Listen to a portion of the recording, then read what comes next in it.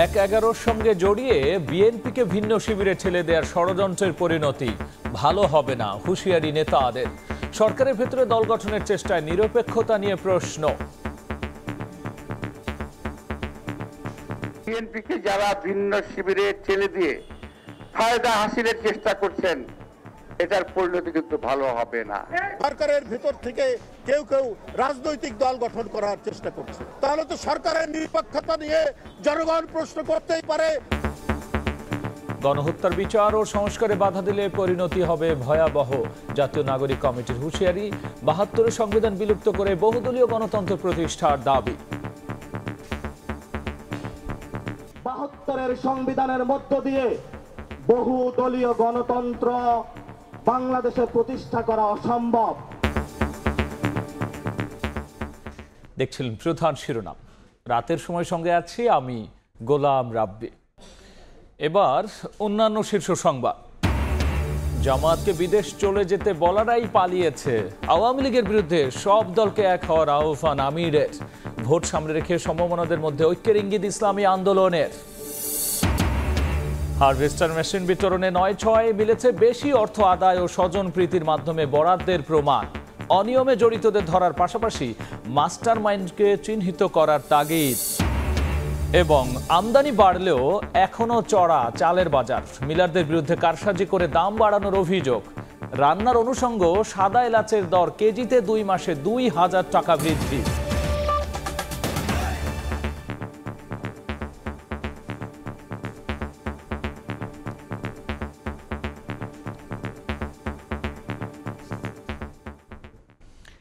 বিএনপিকে ভিন্ন শিবিরের দিকে ঠেলে দেওয়ার অপচেষ্টা চলছে দাবি করে বিএনপির স্থায়ী কমিটির সদস্য মির্জা আব্বাস বলেছেন, ষড়যন্ত্র করে ফায়দা হাসিলের চেষ্টা করলে তাদের পরিণতি ভালো হবে না।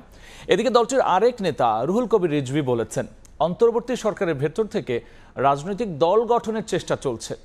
জন আকাঙ্ক্ষা পূরণের বিপরীতে রাজনৈতিক দল গঠনের চেষ্টায় সরকারের নিরপেক্ষতা নিয়ে প্রশ্ন উঠেছে বলেও দাবি তার। বিএনপির প্রতিষ্ঠাতা ও সাবেক রাষ্ট্রপতি জিয়াউর রহমান এবং বিএনপি চেয়ারপারসন বেগম খালেদা জিয়ার কনিষ্ঠ পুত্র আরাফাত রহমান কোকোর ১০ম মৃত্যুবার্ষিকীতে বনানী কবরস্থানে নেতাকর্মীরা সমাধিতে ফুল দেন বিএনপির সিনিয়র যুগ্ম মহাসচিব অ্যাডভোকেট রুহুল কবির রিজভী। এ সময় কোকোর রুহের মাগফিরাত কামনায় দোয়া ও মোনাজাত অনুষ্ঠিত হয়। পরে গণমাধ্যম কর্মীদের রুহুল কবির রিজভী বলেন, উপদেষ্টাদের মধ্য থেকে কিংস পার্টি গঠনের চেষ্টা চলছে। কেন হাসিনার কথার পুনরাবৃত্তি হবে যে আগে সংস্কার পরে নির্বাচন? উপদেষ্টাদের মধ্যে থেকে চেষ্টা করা হচ্ছে যে একটা কিংস পার্টি করার, তাহলে তো সরকারের নিরপেক্ষতা নিয়ে জনগণ প্রশ্ন করতেই পারে। এদিন নয়াপল্টনে বিএনপির কেন্দ্রীয় কার্যালয়ে দোয়া ও আলোচনা অনুষ্ঠানে অংশ নিয়ে বিএনপির স্থায়ী কমিটির সদস্য মির্জা আব্বাস বলেন, বিএনপি নতুন করে ১-১১-র পায়তারা করেনি। ওই সময় সবচেয়ে ক্ষতিগ্রস্ত হয়েছে বিএনপি নেতাকর্মীরা। ১-১১ ভয়াবহ পরিণতি, এটা বিএনপির চেয়ে কেউ বেশি ভোগ করে নাই। বিএনপিকে যারা ভিন্ন শিবিরে ঠেলে দিয়ে ফায়দা হাসিলের চেষ্টা করছেন, এটার পরিণতি কিন্তু ভালো হবে না। এদিকে ঢাকা রিপোর্টার্স ইউনিটিতে আরেক অনুষ্ঠানে বিএনপির ভাইস চেয়ারম্যান শামসুজ্জামান দুদু বলেছেন, উপদেষ্টারা বিএনপির সমালোচনা করতে গিয়ে শুধু গণতন্ত্রের বিরোধিতাই করছেন না, বরং পরোক্ষভাবে ফ্যাসিবাদকে সমর্থন করছেন। বিএনপিকে সমালোচনা করতে গিয়ে যে আপনি পরোক্ষে গণতন্ত্রের সমালোচনা করছেন, ফ্যাসিবাদের পক্ষে চলে যাচ্ছে, এটা কি আপনি খেয়াল করেছেন? দিন মোহাম্মদ সাব্বির, সময় সংবাদ, ঢাকা। ৭২ সংবিধান দিয়ে বহুদলীয় গণতন্ত্র সম্ভব না বলে মন্তব্য করে জাতীয় নাগরিক কমিটির আহ্বায়ক নাসিরউদ্দিন পাটোয়ারি বলেছেন, ছাত্র জনতা হত্যার বিচার আর সংস্কার কাজে কেউ বাধা দিলে তার পরিণতি হবে ভয়াবহ। বিকেলে শাহবাগে জাতীয় জাদুঘরের সামনে সব বেসরকারি বিশ্ববিদ্যালয়ের শিক্ষার্থীদের আয়োজনে March for unity and justice সমাবেশে একথা বলেছেন তিনি। যতদিন সংস্কার না হবে ততদিন কোনো নির্বাচন হবে না বলেও এ সময় হুঁশিয়ারি দিয়েছেন ছাত্র নেতারা।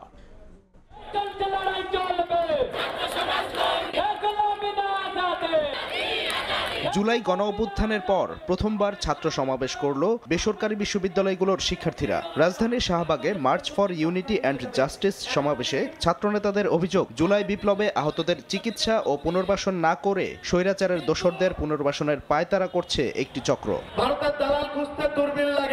জুলাই ঘোষণাপত্রের নামে প্রহসন চলছে অভিযোগ করে নেতারা বলেন, গণহত্যার বিচার এবং সংস্কার না হওয়া পর্যন্ত দেশে কোনো নির্বাচন হবে না। কোনোভাবে যদি এই ছাত্র নেতৃত্বকে মাইনাস করার চক্রান্ত করা হয়, বাংলাদেশের ছাত্র শ্রমিক জনতা পুনরায় রাজপথে নেমে আসবে। তারা যদি এই সকল ছাত্র হত্যার বিচার না করতে পারে, আওয়ামী লীগ দোসরদের শাস্তির আওতায় না আনতে পারে, তা আপনারা দয়া করে পথ থেকে সরে আসুন। প্রধান অতিথির বক্তব্যে জাতীয় নাগরিক কমিটির আহ্বায়ক নাসির উদ্দিন পাটোয়ারি বলেন, ৭২-এর সংবিধান দিয়ে বহুদলীয় গণতন্ত্র সম্ভব নয়। গণহত্যার বিচার ও সংস্কার কাজে বাধা দিলে প্রতিহত করার হুঁশিয়ারি দেন তিনি। একদলীয় সংবিধানের ৭২-এর সংবিধানের মধ্য দিয়ে বহুদলীয় গণতন্ত্র বাংলাদেশে প্রতিষ্ঠা করা অসম্ভব। এখানে যদি বিচার প্রক্রিয়া এবং সংস্কার প্রক্রিয়ার মধ্যে কেউ যদি বাধা সৃষ্টি করতে চায়, দেশীয় এবং আন্তর্জাতিক ক্ষেত্রে কোনো ষড়যন্ত্র করতে চায়, আপনারা সবাই মাঠে প্রস্তুত থাকবেন। এখনো গুপ্ত হত্যা চলছে অভিযোগ করে সরকারকে আইন শৃঙ্খলা রক্ষায় কার্যকরী ভূমিকা রাখার আহ্বান জানান ছাত্রনেতারা। সমাজ বিনির্মাণের দিকে আমরা অগ্রযাত্রাতে সবাই ঐক্য। সাদিকুর রহমান, সময় সংবাদ, ঢাকা। কথায় কথায় যারা জামায়াতে ইসলামীকে বিদেশে চলে যেতে বলতো, তারাই দেশ থেকে পালিয়েছে বলে মন্তব্য করেছেন দলটির আমির ডাক্তার শফিকুর রহমান। কুড়িগ্রামে কর্মী সম্মেলনে যোগ দিয়ে তিনি বলেছেন, মানুষ হত্যা করে ক্ষমতায় টিকে থাকতে চেয়েছিল আওয়ামী লীগ। স্বৈরাচারীর বিরুদ্ধে সব দলকে এক হওয়ার আহ্বান জানিয়েছেন জামায়াতের আমির। এদিকে রাজধানীতে এক অনুষ্ঠানে দলটির সহকারী সেক্রেটারি জেনারেল বলেছেন, গোজামিলের ভোটার তালিকায় নির্বাচন হলে দেশের মানুষ তা মানবে না। সংস্কার নাকি নির্বাচন, দেশের রাজনীতিতে এখন এক জটিল প্রশ্ন। অভ্যুত্থান পরবর্তী নির্বাচন কমিশনেরও বড় চ্যালেঞ্জ সুষ্ঠু নির্বাচন আয়োজন। এর মধ্যে আলোচনায় আওয়ামী লীগের আমলে ভোটার তালিকা। বিভিন্ন রাজনৈতিক দলের অভিযোগ, ২ কোটি ভুয়া ভোটার তৈরি করেছে শেখ হাসিনা সরকার। আল্লাহ আমাদের জন্য যথেষ্ট হয়েছে না। এবার সেই তালিকাকে গোজামিল উল্লেখ করে বাংলাদেশ জামায়াতে ইসলামীর সহকারী সেক্রেটারি জেনারেল মাওলানা রফিকুল ইসলাম খান বলেন, আওয়ামী লীগের তৈরি ভোটার তালিকা অনুযায়ী নির্বাচন হলে দেশের মানুষ মেনে নেবে না। আওয়ামী লীগের ভোটার তালিকা অনুযায়ী সামনের ভোট নির্বাচন করার কোনো সুযোগ নাই। ফ্রেশ ভোটার তালিকা করতে হবে। এ ব্যাপারে জাতি ঐক্যবদ্ধ।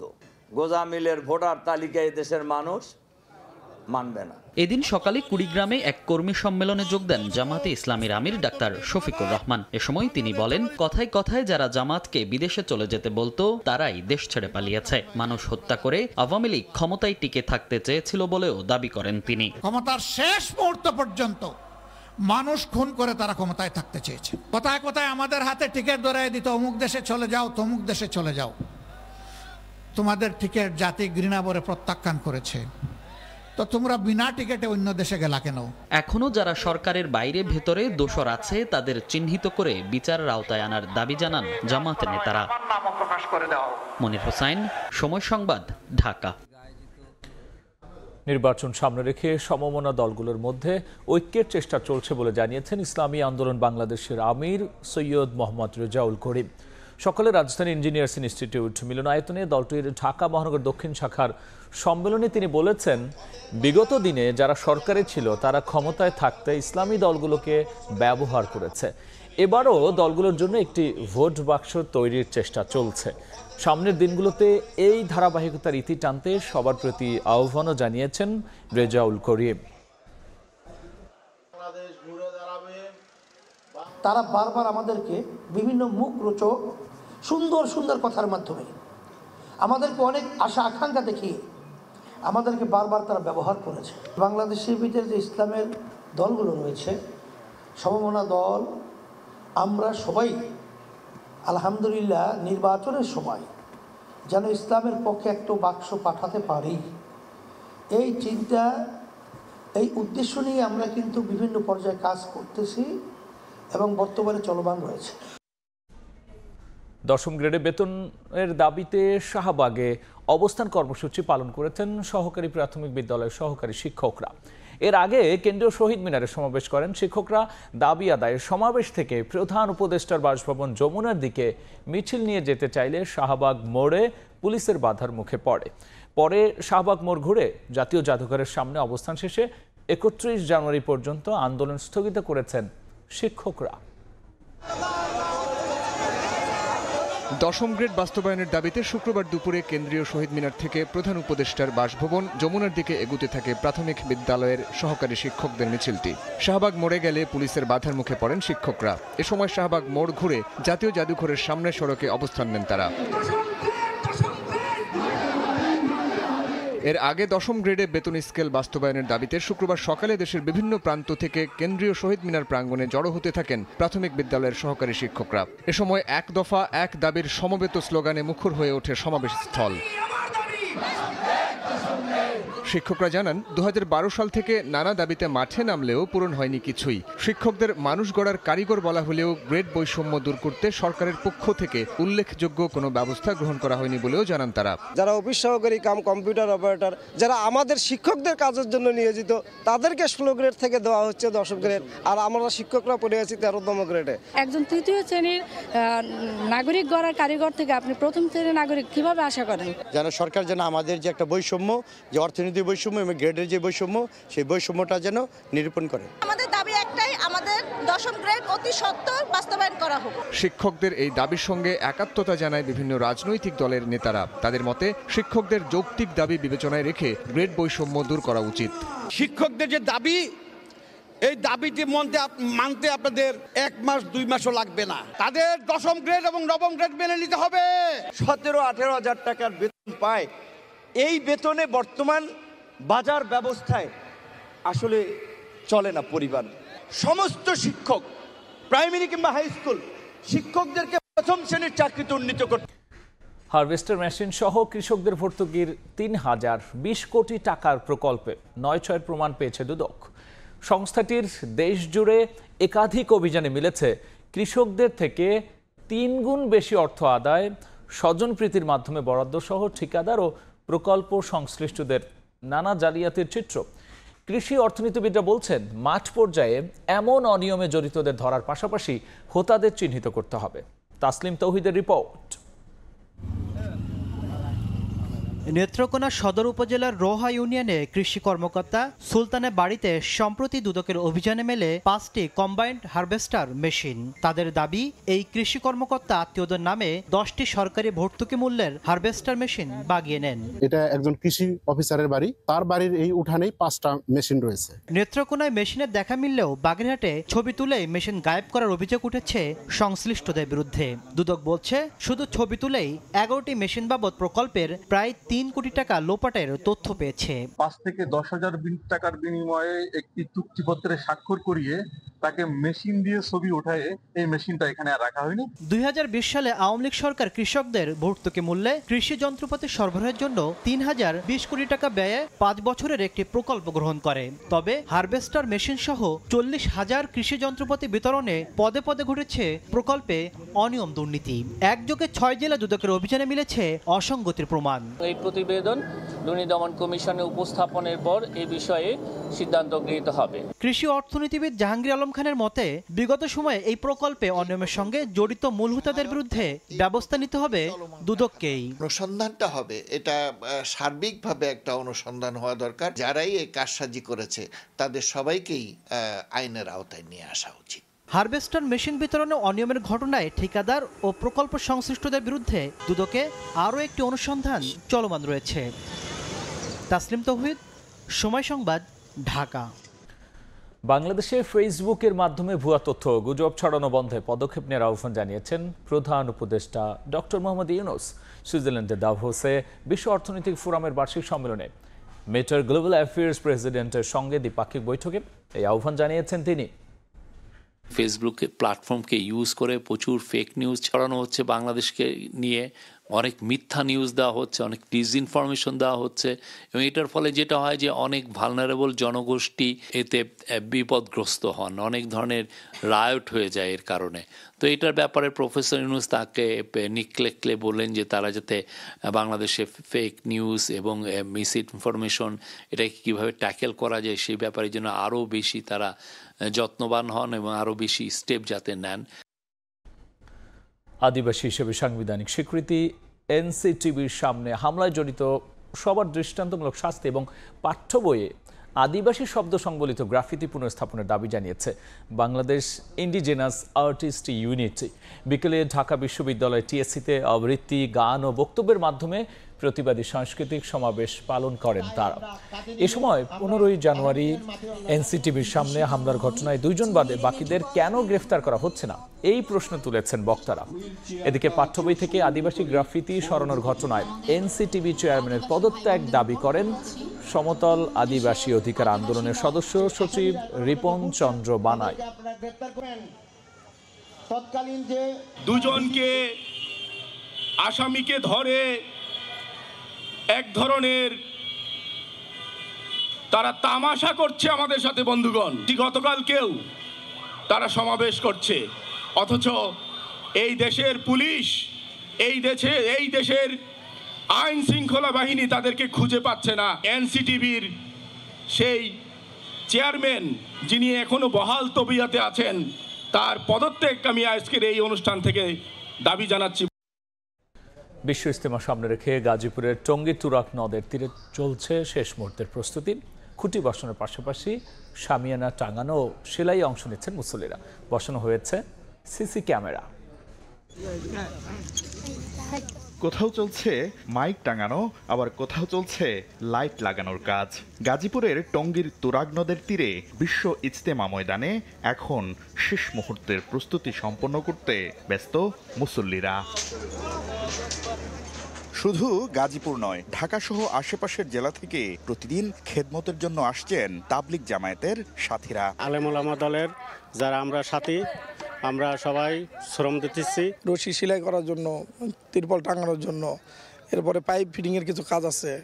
আমরা ওইদিকে কিছু খাবার রান্না করার জন্য চুলা দিয়ে আসলাম। মাঠের একাংশে টিনের ছাউনি দিয়ে খিত্তা তৈরি করে বিদেশি মেহমানদের থাকার ব্যবস্থা করা হচ্ছে। আনন্দের সাথে একমাত্রের সাথে আপনার কাজটা ধরে একসাথে করে নিয়ে নিতেছে। সবাই যখন একত্রে সমাবেশ হবে তখনই আমাদের এই মেহনতটা সাকসেসফুল হবে। এদিকে ইজতেমার মাঠের নিরাপত্তা নিশ্চিতে বসানো হয়েছে সিসি ক্যামেরা। তুরাগের 2 তীরের মুসল্লিরা যাতে নির্বিঘ্নে যাতায়াত করতে পারেন সেজন্য নদের উপর নির্মিত হচ্ছে অস্থায়ী পন্টন।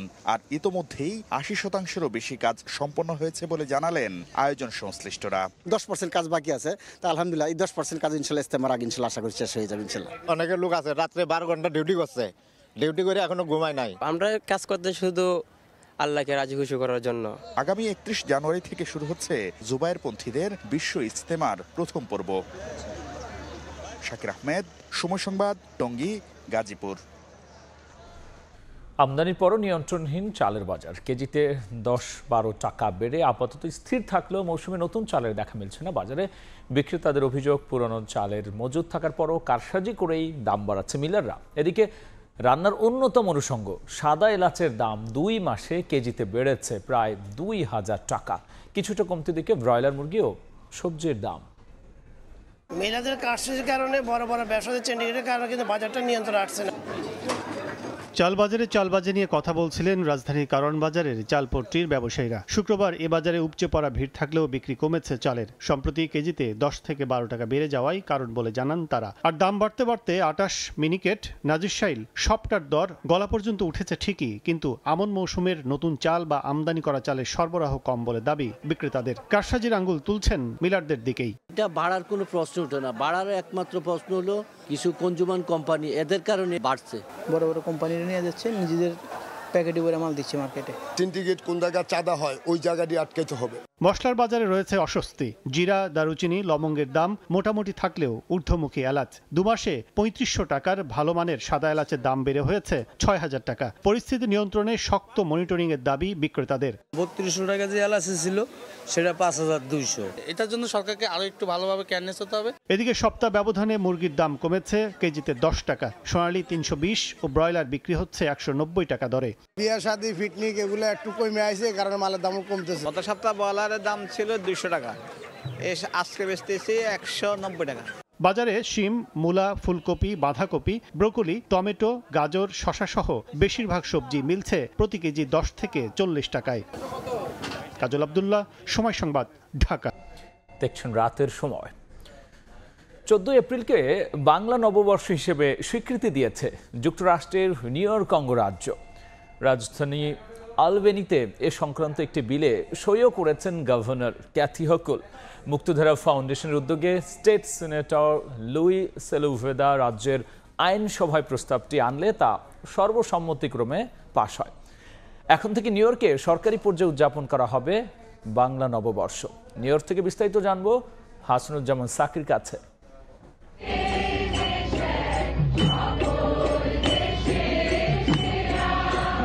2023 সালের 14 এপ্রিল নিউ ইয়র্কের টাইমস স্কয়ারে প্রথমবার নববর্ষ উদযাপন শুরু করে মুক্তধারা ফাউন্ডেশন। এরপর প্রতিষ্ঠানটি বাংলা বর্ষবরণের পাশাপাশি যুক্তরাষ্ট্রে সরকারিভাবে দিবসটি উদযাপনের উদ্যোগ নেয়। এরই ধারাবাহিকতায় নিউ ইয়র্কের আইনসভার উচ্চকক্ষ সেনেটে একটি প্রস্তাব আনেন সিনেটর লুই সেপুলভেদা। 22 জানুয়ারি প্রস্তাবটি সর্বসম্মতিতে পাশ হওয়ার পর গভর্নর ক্যাথি হকুল তাতে স্বাক্ষর করেন। পয়লা বৈশাখ নিউ ইয়র্ক স্টেট সিনেটে পাশ হয়েছে এবং এই দিনটিকে ঘিরে সবচেয়ে বড় উন্মাদনা যেটি ঘটে নিউ ইয়র্কের টাইমস স্কয়ারে বাংলা বর্ষবরণ, সেই বর্ষবরণ সারা পৃথিবীর মানুষের কাছে জানান দিয়েছে। এবারও 14 এপ্রিল টাইমস স্কয়ারে বাংলা নববর্ষ উদযাপনের প্রস্তুতি শুরু হয়েছে। সেই সঙ্গে এপ্রিলের প্রথম সপ্তাহে সুবিধামতো সময়ে গভর্নর কার্যালয়েও দিবসটি পালন করবে। এ বিষয়ে মুক্তধারা ফাউন্ডেশনের প্রধান নির্বাহী জানান, বাঙালির সর্বজনীন ও সবচেয়ে বড় এ উৎসবে নিউ ইয়র্কের আইন প্রণেতারা অংশ নেবেন। এটি প্রত্যেক বাঙালির জন্য গর্বের। পয়লা বৈশাখের এই যে স্বীকৃতি, এই স্বীকৃতিটি সারা পৃথিবীর বিশ্ব বাঙালির একটা বড় স্বীকৃতি বলে আমি মনে করি। সরকারি ঘোষণাপত্রে বলা হয়, নিউ ইয়র্ক অঙ্গরাজ্যের সাংস্কৃতিক বৈচিত্র্যের স্বীকৃতি হিসেবে এবং এখানে বসবাসরত বিভিন্ন সম্প্রদায়ের মধ্যে সম্প্রীতি আরও বাড়াতে পয়লা বৈশাখকে বাংলা নববর্ষ হিসেবে উদযাপন করার সিদ্ধান্ত নেওয়া হয়েছে। হাসানুজ্জামান সাকি, সময় সংবাদ, নিউ ইয়র্ক। দেখছেন রাতের সময়। গুরুত্বপূর্ণ ম্যাচে মাঠে নামতে যাচ্ছে নিগার সুলতানা জ্যোতির দল। সরাসরি বিশ্বকাপে জায়গা করে নিতে তৃতীয় ওয়ানডেতে জয় ভিন্ন, পথ খোলা নেই বাংলাদেশের সামনে। সেন্ট কিটসে ম্যাচ শুরু হবে বাংলাদেশ সময় রাত 12টায়। সিরিজে 1-1 সমতা থাকায় বাঘিনীদের সামনে সুযোগ প্রথমবারের মতো ক্যারিবীয় দ্বীপে সিরিজ জয়েরও। উইমেন্স চ্যাম্পিয়নশিপে এখন 7 নম্বরে আছে বাংলাদেশ। ওয়েস্ট ইন্ডিজের বিপক্ষে তৃতীয় ওয়ানডেতে জিতলে 6 ওঠার পাশাপাশি টিকিট মিলবে সরাসরি বিশ্বকাপ খেলার। পারিশ্রমিক ইস্যুতে আবারও আলোচনায় বিপিএল ফ্রাঞ্চাইজিটিও পুরনো চিটাগং কিংস। লঙ্কান বেনুরা ফার্নান্দোর পর এবার বাংলাদেশ জাতীয় দলের ক্রিকেটার পারভেজ হোসেন ইমনের সঙ্গে পারিশ্রমিক ইস্যুতে কথা রাখেনি চিটাগং। এই তো কদিন আগের কথা, বিপিএলে পারিশ্রমিক ইস্যুতে তোলপাড় তখন দুর্বার রাজশাহী ফ্র্যাঞ্চাইজি। ক্রিকেটাররা অনুশীলন বয়কট করলেন, বিসিবি প্রেসিডেন্ট জরুরি ভিত্তিতে ঢাকা থেকে চট্টগ্রাম উড়ে গেলেন, আরও কত নাটক। এর মাঝেই হঠাৎ করে খবর এলো একই কাণ্ড ঘটিয়েছে আরও একটি franchise, Chittagong kings. Lankan cricketer Binura Fernando টাকা না পেয়ে মাঠেই আসেননি দলের সঙ্গে। যদিও সে সময় বিষয়টিকে গুজব বলে উড়িয়ে দিয়েছিল ফ্র্যাঞ্চাইজি কর্তৃপক্ষ, কিন্তু ক্রিকেটার নিজে নিশ্চিত করেছিলেন গণমাধ্যমে সংবাদ প্রকাশের পর তার টাকা পরিশোধ করে ফ্র্যাঞ্চাইজি। এবার সেই একই চিটাগংকে নিয়ে এসেছে পারিশ্রমিক হেরফেরের নতুন খবর, যা আরো ভয়ানক বাংলাদেশের ক্রিকেট বাস্তবতায়। লাল সবুজের জাতীয় দলের সদস্য, চ্যাম্পিয়ন্স ট্রফিতে বাংলাদেশ কন্টিনজেন্টের অংশ, যুব বিশ্বকাপ জয়ী বাংলাদেশ দলের ওপেনার পারভেজ হোসেন ইমন এখনো কোনো টাকা পায়নি ফ্র্যাঞ্চাইজির কাছ থেকে। বিপিএল এর আইন মোতাবেক এতদিনে বি ক্যাটাগরির ক্রিকেটার হিসেবে 40 লাখ টাকার 20 লাখ টাকা ঢুকে যাওয়ার কথা ইমনের অ্যাকাউন্টে, কিন্তু সূত্রের খবর 1 টাকাও পাননি পারভেজ ইমন। টাকা না পাওয়ার কথা ইমন জানিয়েছে বিসিবির সংশ্লিষ্ট ম্যানেজমেন্টকে। সেখান থেকে সমস্যার সমাধানের আশ্বাসও দেওয়া হয়েছে তাকে। বিষয়টি নিয়ে ফ্র্যাঞ্চাইজি কর্তৃপক্ষের সঙ্গে যোগাযোগ করা হলেও কোনো সদুত্তর দিতে পারেননি তারা। পরে আনুষ্ঠানিক বক্তব্য দেওয়ার কথা বললেও কোনো জবাব পাওয়া যায়নি চিটাগং কিংসের পক্ষ থেকে। পারভেজ হোসেন ইমন চলতি আসরে এখন পর্যন্ত 7টি ম্যাচ খেলেছেন চিটাগং কিংসের হয়ে। শেষ ম্যাচটি খেলেছিলেন 19 জানুয়ারি ফরচুন বরিশালের বিপক্ষে। নিয়ন মুহাইমিন, সময় সংবাদ। এ পর্যায়ে শীর্ষ সংবাদ জানিয়ে দিচ্ছি আরও একবার। ১-১১ সঙ্গে জড়িয়ে বিএনপিকে ভিন্ন শিবিরে ঠেলে দেওয়ার ষড়যন্ত্রের পরিণতি ভালো হবে না, হুঁশিয়ারি নেতাদের। সরকারের ভেতরে দল গঠনের চেষ্টা নিরপেক্ষতা নিয়ে প্রশ্ন। গণহত্যার বিচার ও সংস্কারে বাধা দিলে পরিণতি হবে ভয়াবহ, জাতীয় নাগরিক কমিটির হুঁশিয়ারি। ৭২ সংবিধান বিলুপ্ত করে বহুদলীয় গণতন্ত্র প্রতিষ্ঠার দাবি।